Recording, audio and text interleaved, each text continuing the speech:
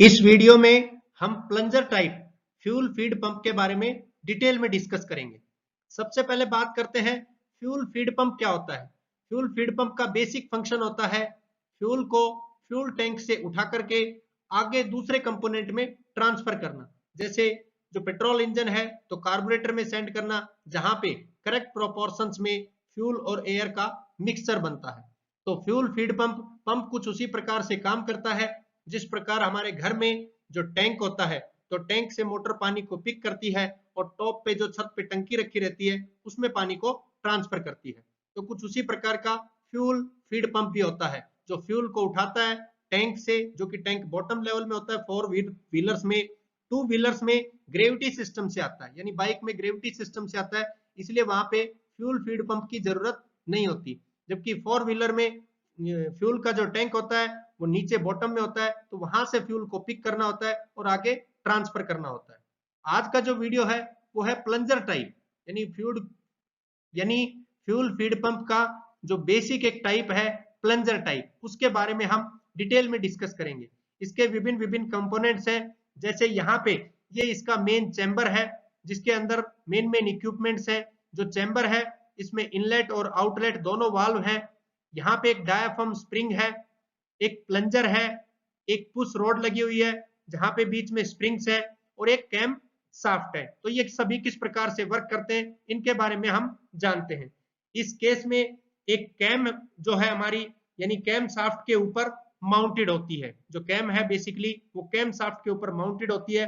वो एक spring loaded plunger को, यहाँ पे आप देख सकते हैं ये प्लंजर है जो कि एक स्प्रिंग लोडेड प्लंजर है। तो स्प्रिंग लोडेड प्लंजर को एक पुश रोड के द्वारा ऑपरेट करती है। यानी यहाँ पे ये जो हमारा कैम शाफ्ट है ये बेसिकली इस पुश रोड के थ्रू इस प्लंजर को ऑपरेट करती है। और जो प्लंजर है वो कुछ उसी प्रकार से होता है जैसे हमारे इंजन के सिलेंडर में पिस्टन होता है, तो यहाँ पे भी प्लंजर कुछ इसी प्रकार का काम करता है। यहाँ पे ये पंप का चैम्बर है, तो पंप चैम्बर के इनलेट और यहाँ पे आउटलेट वाल्व होते हैं। इसमें जब हमारी जो कैम है ये कैम थोड़ा दूर जाती है तो डायाफ्राम जो स्प्रिंग है, यहाँ पे ये जो डायाफ्राम स्प्रिंग है ये प्लंजर स्प्रिंग के साथ मिलकर के प्लंजर को पुश करती है। यानी जो प्लंजर है हमारा इसको नीचे की तरफ यहाँ पे ये पुश करती है और सिलेंडर में यहाँ पे वैक्यूम बनती है। कुछ उसी प्रकार से वैक्यूम बनती है जैसे इंजन के सिलेंडर में। तो यहाँ पे एक प्रकार से वैक्यूम बनाती है।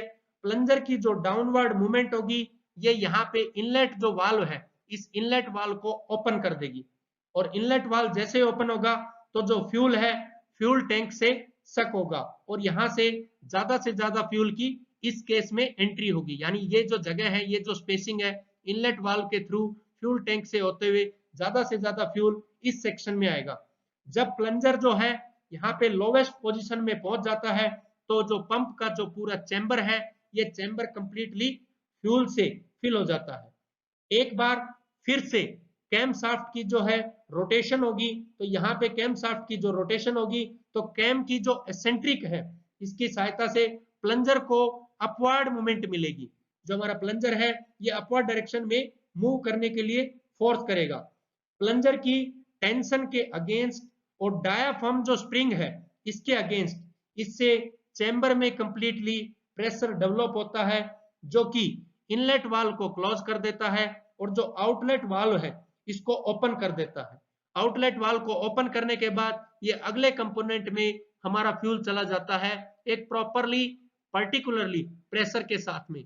इसी प्रकार लगातार रिपीटेड नंबर ऑफ साइकिल में ये plunger type fuel feed pump work करता रहता है कंटिन्यूअसली। इसी प्रकार प्लंजर की अपवर्ड और डाउनवर्ड मूवमेंट होती है, यहाँ से फ्यूल सक करता है, ये वापस फिर से हाईएस्ट पोजीशन में यानी ऊपर की तरफ जाता है और फिर से आउटलेट वाल्व ओपन होता है। उस प्रेशर जो टेंशन होगी स्प्रिंग की इन सभी की वजह से और यहाँ से आगे फ्यूल चला जाता है। तो ये कंटिन्यूअस प्रोसेस होता है plunger type fuel feed pump में। थैंक यू दोस्तों।